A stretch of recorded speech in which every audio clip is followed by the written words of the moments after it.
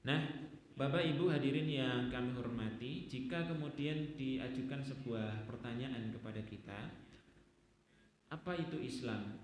Kira-kira kita akan menjawab apa Bapak Ibu? Islam itu adalah nopo niki Bapak Ibu? Kira-kira ada yang bisa menjawab? Islam itu adalah agama, kan biasanya mungkin seperti itu ya. Dijawabnya dengan bahwa Islam itu adalah agama saya, kan begitu. Nah, memang tidak menjadi suatu hal yang keliru juga ketika kemudian kita menjawab bahwa Islam itu adalah agama. Karena dalam paham Muhammadiyah sendiri yang kita pahami adalah bahwa agama yang paling benar dalam pandangan kita sebagai kaum muslimin itu adalah ya agama Islam. Allah Subhanahu wa taala kemudian mengingatkan kepada kita, innad dina indallahil Islam, bahwasanya sungguhnya ya agama yang paling benar di sisi Allah Subhanahu wa taala itu ya agama Islam. Meskipun di belahan dunia ini mungkin ada agama-agama lain, tapi kita sebagai kaum muslimin wajib untuk mengimani bahwa satu-satunya agama yang paling benar adalah agama Islam, dan kita beruntung menjadi bagian dari agama Islam tersebut. Kita ini sudah diberikan nikmat oleh Allah Subhanahu wa taala dengan beragama Islam, maka mari untuk sama-sama kita jaga, jangan sampai kemudian kita lepaskan begitu saja. Na'udzubillah, semoga Allah Subhanahu wa taala melindungi kita semua dari sifat dan perbuatan yang bisa melepas keislaman kita. Nah, kaitan dengan Islam ini ada beberapa makna yang dapat untuk kita hadirkan atau kita munculkan. Bahwa Islam makna diantaranya adalah keselamatan. Ya, kalau kita masuk dalam bahasan kaitan tentang makna Islam secara bahasa, nanti kita akan menemukan kata di dalam bahasa Indonesia namanya salam, salim gitu kan. Salam itu juga bagian dari doa keselamatan. Maka harapannya orang yang beragama Islam itu juga selamat. Tidak hanya sekedar kemudian selamat di dunia, tapi juga selamat di akhirat.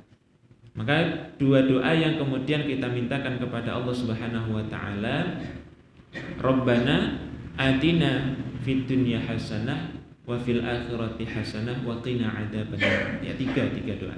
Rabbana atina fid dunya hasanah, kita meminta kebaikan terhadap perkara dunia kita, wa fil akhirati hasanah, dan kemudian kita meminta kebaikan juga dalam perkara akhirat kita, wa qina adzabannar, dan kita meminta kepada Allah supaya dijauhkan dari siksa api neraka. Artinya kita meminta keselamatan kepada Allah Subhanahu wa taala, dan kita sebagai kaum muslimin sudah selangkah lebih maju ya dibandingkan orang-orang yang mungkin berada di luar agama Islam.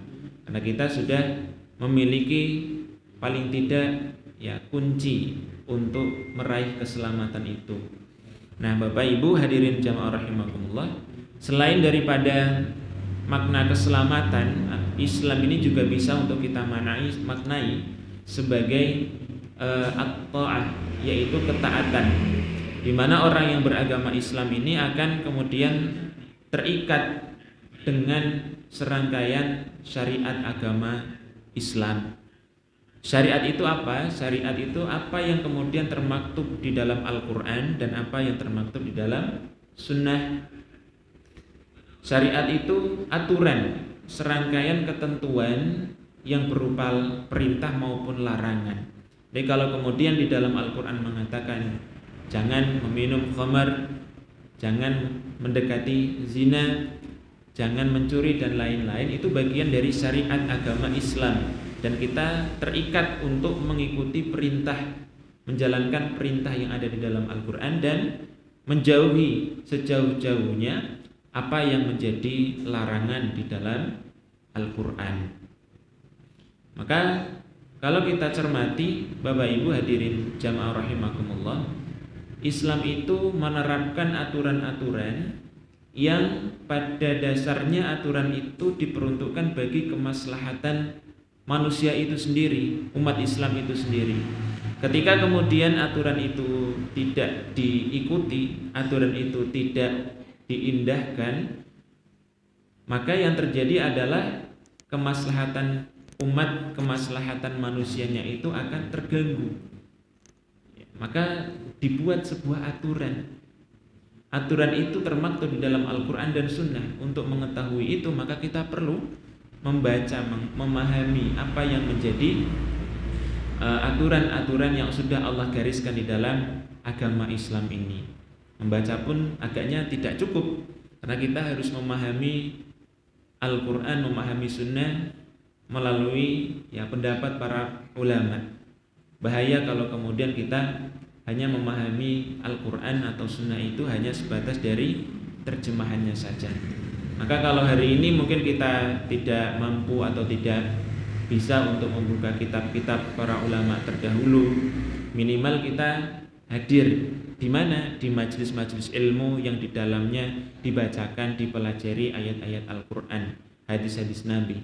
Dari situlah kemudian kita sedikit banyak akan mengetahui, oh aturannya semacam ini di dalam syariat agama Islam.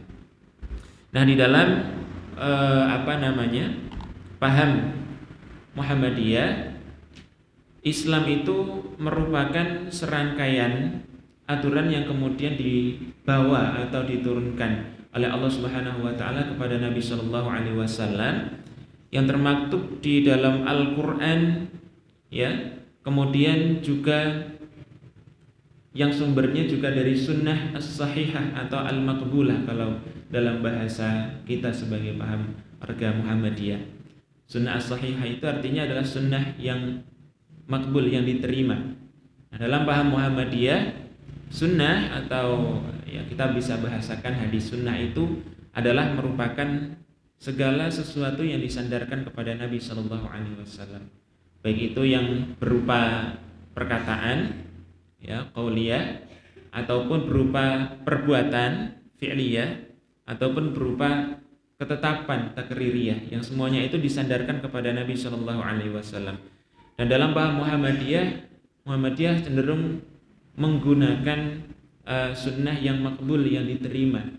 Dalam hal ini hadis-hadis yang digunakan itu adalah hadis-hadis yang kualitasnya itu merupakan kualitas sahih dan hasan.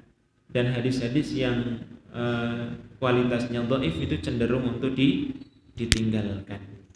Maka itu yang kita pahami as-sunnah as-sahihah, artinya sunnah yang makbulah, di mana kesemuanya itu berupa perintah-perintah, larangan-larangan untuk kemaslahatan hamba itu sendiri, manusia itu sendiri, umat Islamnya itu sendiri. Tidak hanya sekedar di dunia, tapi juga di akhirat. Bukan hanya untuk sekedar perkara dunianya mereka saja, tapi juga perkara akhiratnya. Maka dari sini kita bersyukur Bapak Ibu, karena kita diberikan nikmat oleh Allah berupa kesempatan untuk mengenyam manisnya Islam. Kalau mungkin Bapak Ibu, mohon maaf, kita bayangkan sedikit saja, sebentar saja. Kalau kita berada atau hidup di zaman di mana Nabi Shallallahu Alaihi Wasallam itu masih hidup, kemudian kita menjumpai Rasulullah dengan segala bentuk dakwah yang beliau lakukan, kira-kira Bapak Ibu, apakah kita akan menerima Islam ataukah justru berada pada barisan yang memusuhi Nabi Shallallahu Alaihi Wasallam? Ini kan menjadi satu renungan.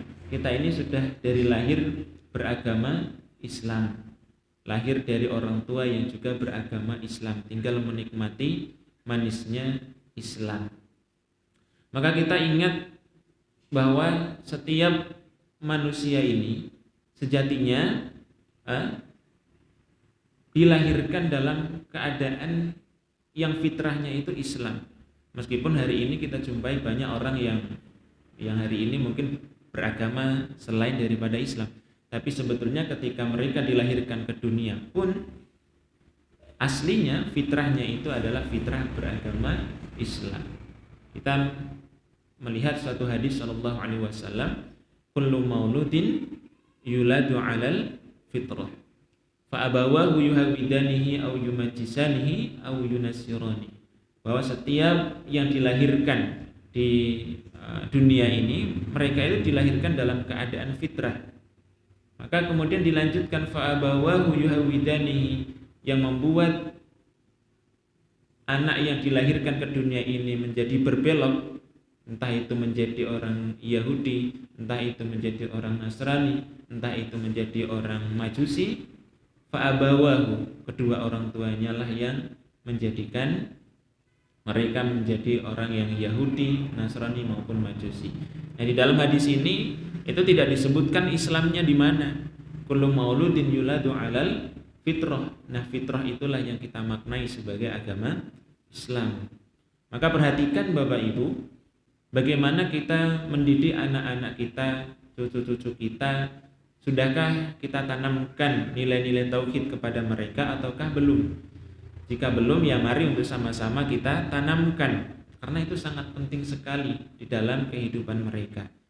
Jangan sampai kemudian kita terlena, tidak memperhatikan aspek tauhid yang kita ajarkan kepada anak keturunan kita.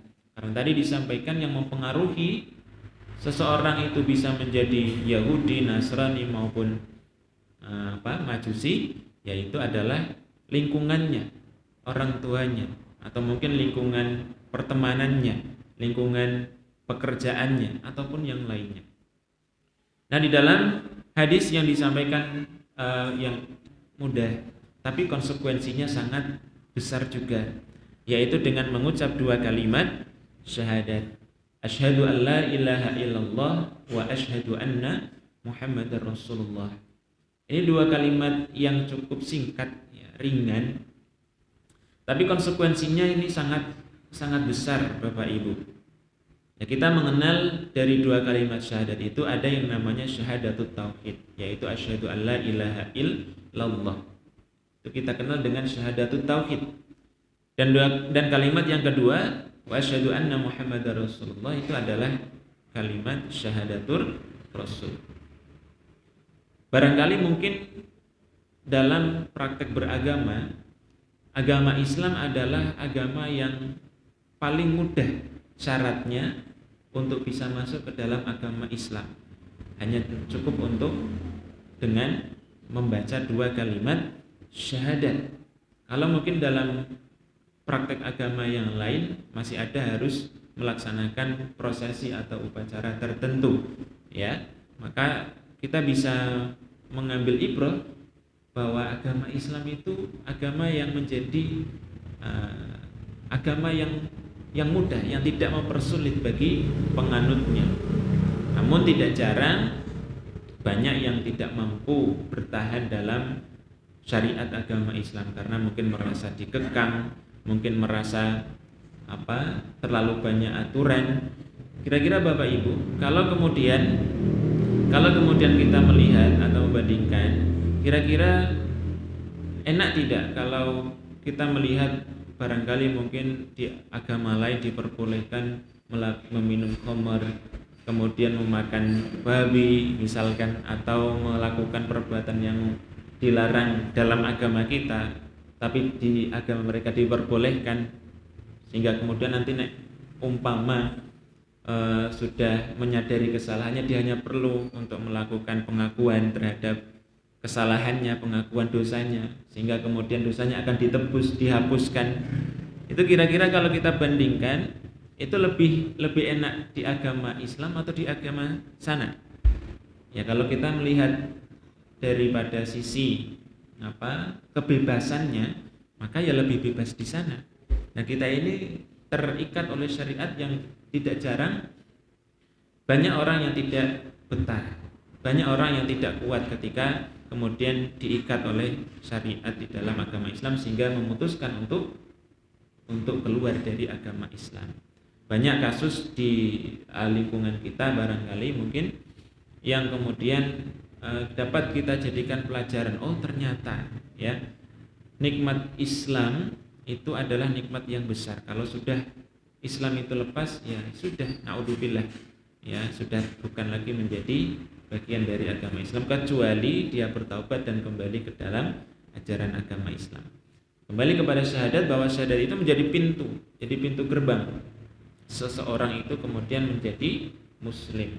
Ketika syahadat itu sudah diucapkan, maka konsekuensi muncul.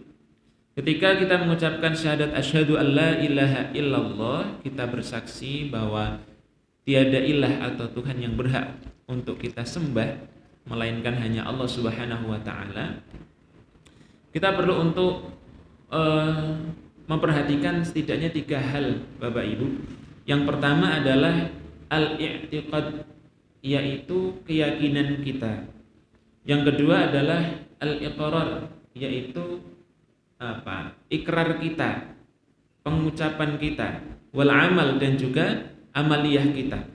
Ketika kita mengikrarkan syahadat, maka mari untuk sama-sama kita hadirkan di dalam hati kita keyakinan bahwa Allah Subhanahu wa taala itu adalah satu-satunya zat yang berhak untuk disembah. Kalau hari ini mungkin ada bahasanya mungkin hal-hal lain yang disembah oleh agama-agama lain, ya kita perlu untuk menghadirkan sikap dan sifat di dalam hati kita bahwa itu semua tidak ada, tidak boleh untuk disembah, dan yang boleh untuk disembah itu hanya Allah Subhanahu wa taala. Kita hadirkan itu dulu, kemudian kita ikrarkan melalui lisan kita dengan mengucap kalimat syahadat. Tidak cukup sampai di situ, kita perhatikan amaliyah kita. Setelah diyakini dengan hati, diucapkan dengan lisan, perlu untuk ditunjukkan dengan perbuatan amal kita. Setidaknya dengan apa? Dengan kita beribadah kepada Allah Subhanahu wa taala. Dengan kita beribadah kepada Allah Subhanahu wa taala itu, kita sudah menunjukkan bahwa ya, saya ini mentauhidkan Allah. Saya ini mengakui bahwa Allah Subhanahu wa taala itu adalah zat, satu-satunya zat yang berhak untuk disembah. Yang lainnya tidak ada. Ibadah saya tujukan hanya untuk Allah Subhanahu wa taala, lillahi taala. Maka dalam keyakinan kita, ketika kita sudah mengikhlaskan aktivitas kita, ibadah kita, ya, maka itu sudah menjadi salah satu syarat agar amal kita itu diterima oleh Allah, ibadah kita itu diterima.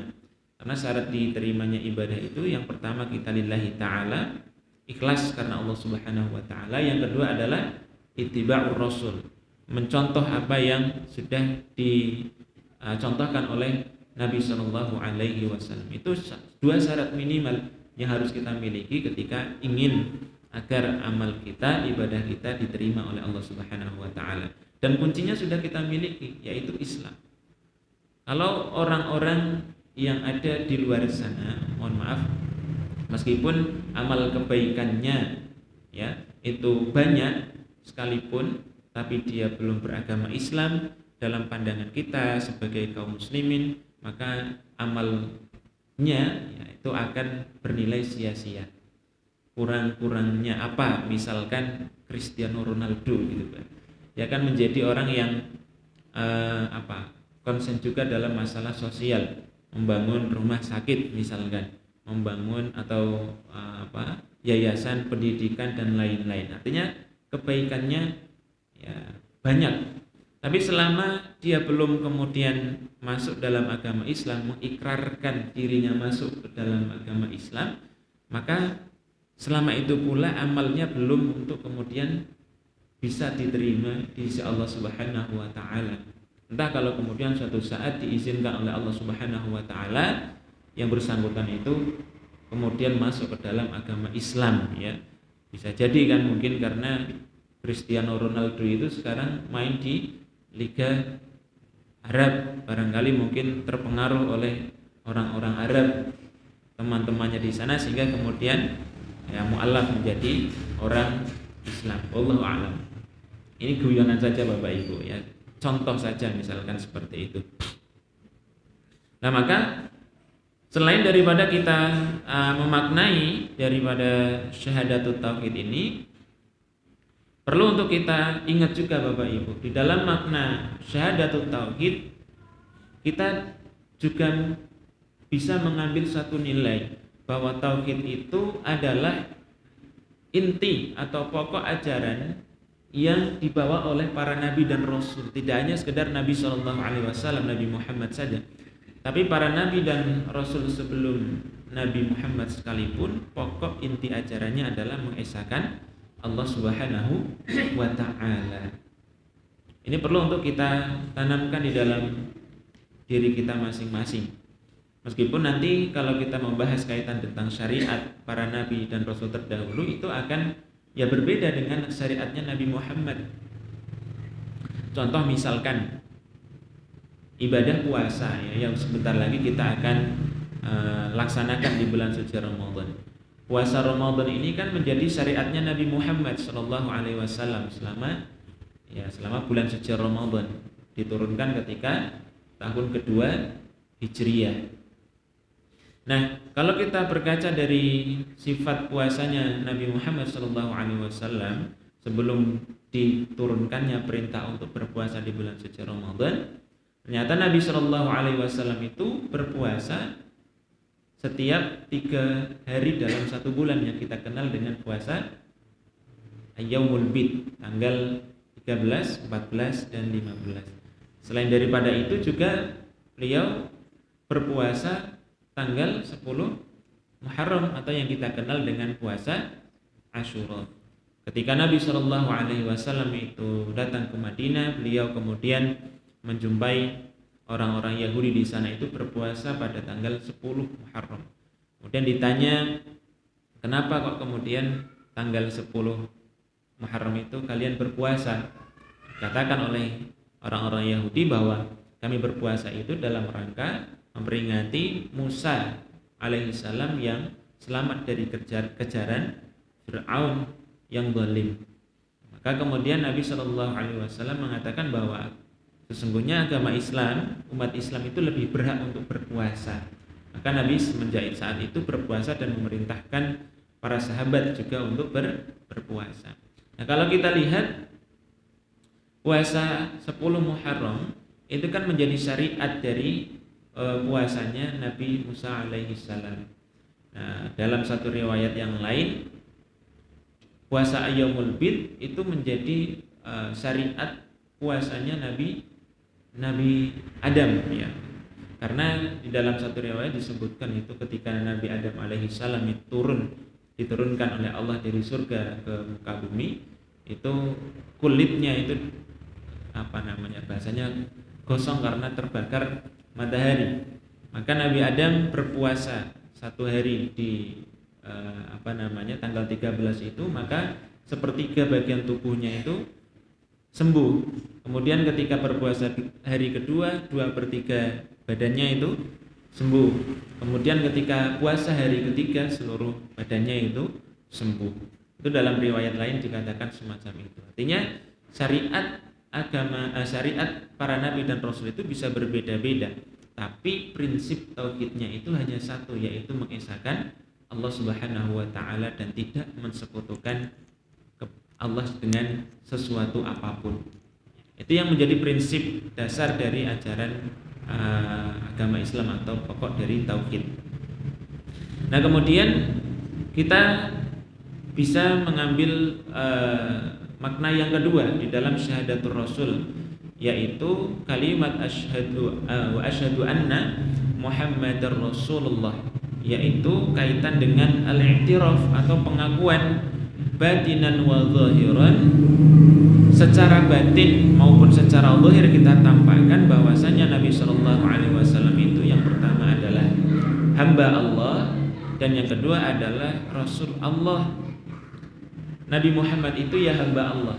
Yang namanya hamba itu ya bisa kita bahasakan sama seperti kita yang manusia biasa yang menjadi hamba Allah Subhanahu wa taala. Maka Nabi Muhammad itu di dalam Al-Qur'an itu kan disampaikan bagaimana ayatnya? Qala innama ana basyarun mithlukum, ya. Bahwasanya Nabi Shallallahu alaihi wasallam itu ya basyar, sifat basyariah Nabi Muhammad itu ya sama sifat basyariahnya dengan kita. Basyariah itu lebih pada menekankan aspek biologis. Kalau kita hari ini mungkin merasakan lapar, ya dulu Nabi Shallallahu alaihi wasallam juga bisa merasakan lapar.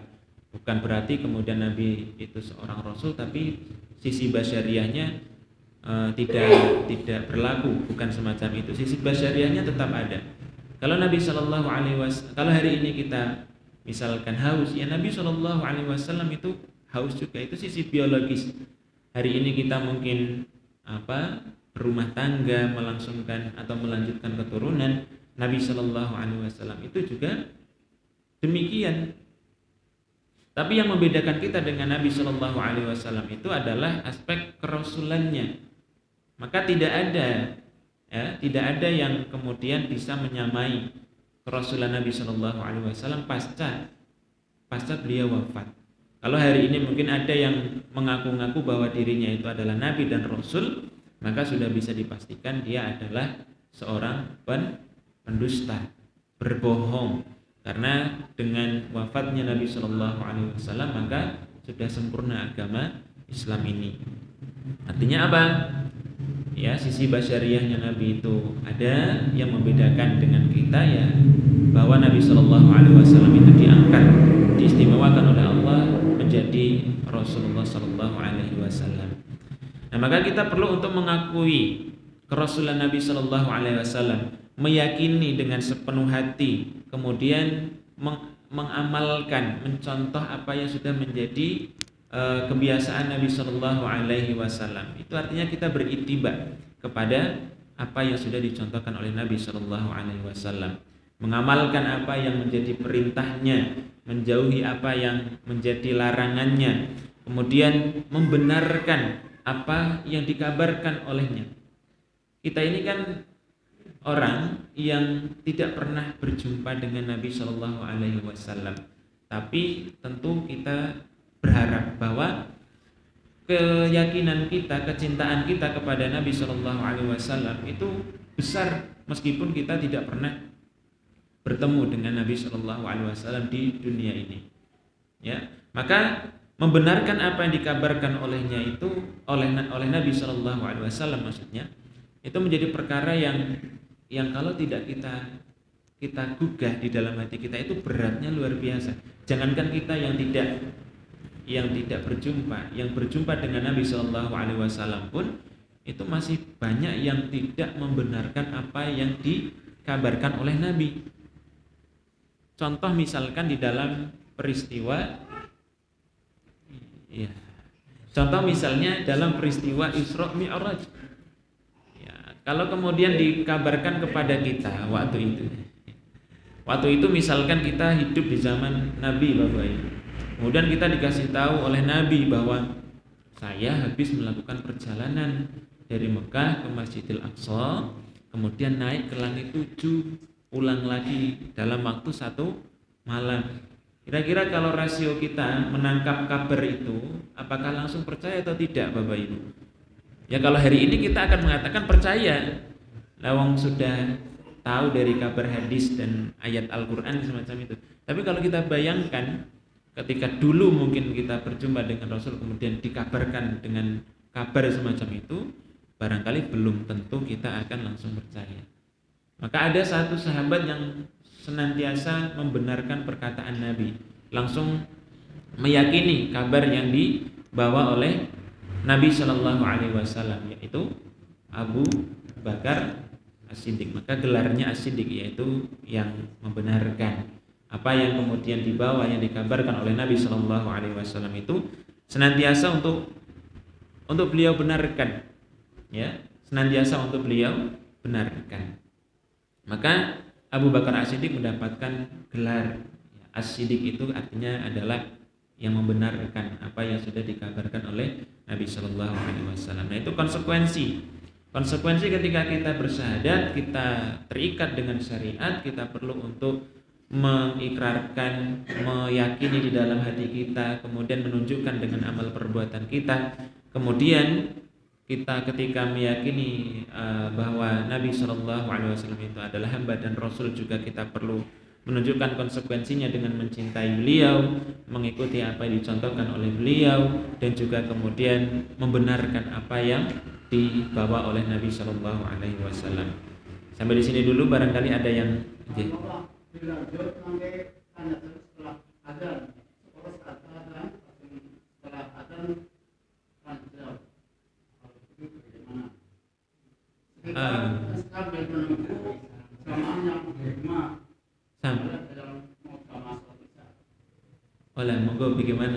Kemarin Makanya setelah sholat nampak ya setelah adzan itu sholat adzan setelah adzan tanya jawab sekitar 10 menit kali nunggu sama kita dulu sama sholat sama Di antaranya pemakanan adzan tanya jawabnya. daripada nggak ada langsung sholat terus yang kita di rumah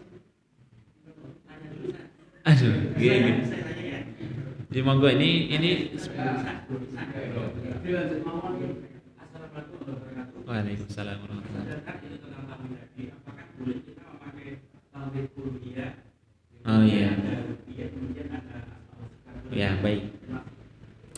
Baik, pembagian tauhid dengan 3 pembagian tadi Bapak. Sebelum itu nanti kita sepakati dulu nih Bapak.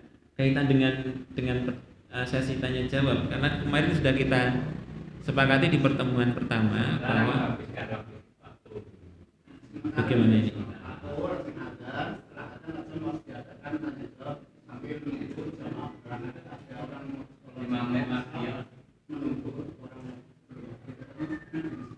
Begitu dong, jawab Pak. Baik, baik karena kemarin di pertemuan pertama kalau tidak salah kita ya. Oke. Atau misalkan begini Bapak karena begini mungkin ya untuk mencari jalan tengahnya supaya semuanya dapat karena kita juga melaksanakan sholat itu juga perlu untuk dilaksanakan di awal waktu supaya tidak berlarut-larut begitu dan juga untuk mengakomodir kita ini saja kita tetap dalam kesepakatan awal 10 menit sebelum adzan itu tetap kita buka sesi tanya jawab tapi dengan catatan iqomahnya saja yang tetap sesuai dengan jadwal adzan tetap sesuai dengan jadwal iqomah tetap sesuai dengan waktu iqomahnya begitu saja karena kita juga sudah berada di sini nih Bapak kita sudah berada di masjid ya ketika kita menunggu yang di luar, masih di rumah, wallahu alam nanti yang di rumah ya sama bergegasnya dengan kita yang sudah standby di sini atau belum kan begitu. Maka kalau menurut saya lebih baik tetap kita buka sesi tanya jawab sebelum 10 menit sebelum adzan, kemudian adzan sesuai waktunya, iqomah itu juga sesuai waktunya. Kan sudah diprediksikan ya kalau antara adzan dan iqomah itu waktu untuk menunggu waktu orang-orang ya yang mungkin masih di rumah masih bisa untuk datang ke masjid demikian. Nah, kalau nanti misalkan diundur 10 menit ya kita khawatirnya sholatnya kita justru yang kita sudah berada di masjid kok malah nunggu yang masih di rumah kan begitu. Harusnya yang di rumah ya bergegas ketika sudah mendengar adzan sudah tinggal nggak begitu. Rasul pernah sholat tapi dalam rangka untuk kajian ini Pak. Dalam rangka untuk kajian. Gimana baik monggo. Waktu kan rangka BD3 awal waktunya antara setelah adzan sampai jam 10 atau jam 9 Indonesia. Nah, pertengahan waktu pertama jam 12 sampai jam 3 sampai menjelang subuh. Misalkan dari kan jadi 3 Pak. Baik, monggo saya manut saja ini. Manut dengan panitia. Panitianya beripun ini? Oke. Monggo silakan Pak. Makanya setelah adzan jam 1 menit mawon kalian nunggu mulai jamaah bisa saya tanya tetap hasilkan saya pun ada gitu. Oke. Itu ngaten mawon nggih. Nggih. Saya lihat sudah 2 kajian setiap adzan umat saya ada seperti yang mendengar sebelumnya kan ada sholat qobliyah. Nah, saya setelah adzan sudah qobliyah berusuhan. Ini sudah 2 kajian adzan koma tidak ada sholat qobliyah.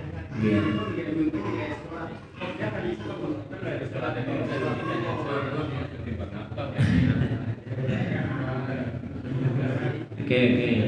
Sudah. Oke.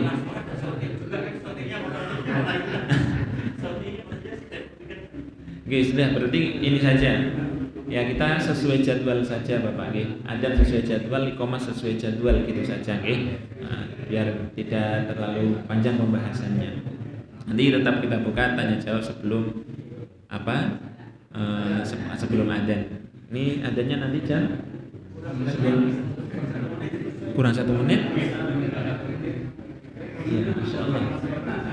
Kaitan dengan pembagian tauhid Bapak nggih. Tauhid ada uluhiyah, ada rububiyah, ada asma wa sifat. Jadi saya ingin berangkat kepada sudah titik-titik, tidak apa-apa nggih. Sedikit. Akidah dalam faham Muhammadiyah. Banyak orang yang kemudian menanyakan juga. Jadi akidah warga Muhammadiyah itu lebih kepada yang mana sih, antara misalkan Asy'ariyah atau misalkan Jabariyah atau yang mana gitu ya. Nah, kalau kita menilik daripada kalimat-kalimat yang ada di dalam Himpunan Putusan Tarjih Muhammadiyah, ini kalimat yang digunakan itu kalau saya baca syarahnya itu lebih kepada ya hampir-hampir ke Asy'ariyah, karena apa? Banyak kalimat-kalimat yang digunakan seperti firqatun najiyah, ahlus sunnah wal jamaah, ya, dimana ya di situ tidak ditekankan dalam pembagian tauhid menjadi 3 tadi, uluhiyah, rububiyah, dan asma wa sifat.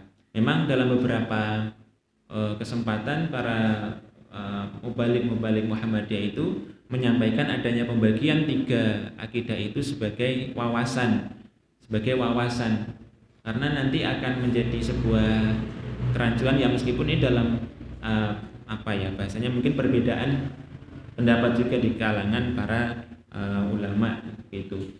Kaitan dengan uluhiyah, rububiyah, dan asma wa sifat itu kan kalau kita ambil makna rububiyahnya adalah bahwa kita meyakini bahwa Allah Subhanahu wa taala yang mengatur alam semesta, yang ngatur ini semuanya Allah, yang menghidupkan manusia Allah, yang mematikan manusia Allah, yang menciptakan alam semesta ini Allah. Uluhiyah artinya kita beribadahnya langsung, singkatnya kan seperti itu, langsung kepada Allah tanpa ada perantara sedikit pun, kan begitu. Kalau asma wa sifat itu Allah Subhanahu wa taala memiliki nama-nama Allah yang baik, asmaul husna, dan juga sifat-sifat tertentu. Dalam faham Asy'ariyah itu juga dikenal adanya sifat wajib bagi Allah, ada namanya sifat mustahil bagi Allah, dan yang lain-lain. Dan agak-agaknya dalam pandangan akidah dalam paham Muhammadiyah itu lebih ke sana, lebih menjurus kepada Asy'ariyah. Nah, pertanyaannya boleh atau tidak, ini menjadi satu perdebatan yang akan panjang pembahasannya kaitan dengan boleh atau tidaknya.